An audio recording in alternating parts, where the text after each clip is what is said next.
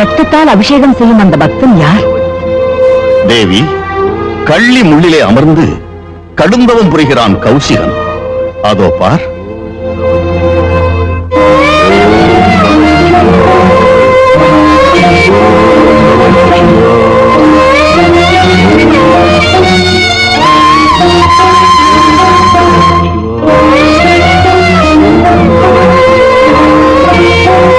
சுவாமி, இன்னுமே தங்கள் மனம் இறங்கவில்லை.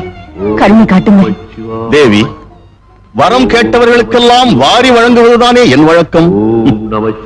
கௌசிகன் ஒரு சத்திரியன், பிடிவாதக்காரன். அத்தகைய பக்தர்களுக்கெல்லாம் வரத்தை கொடுத்துவிட்டு கடைசியில் அவர்கள் என் தலையிலே கை வைத்து நான் அவதிப்பட்ட கதையெல்லாம் நீ அறிந்ததுதானே.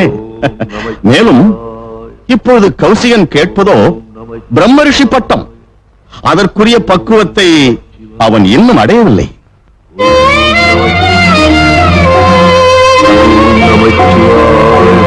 கௌசிகா,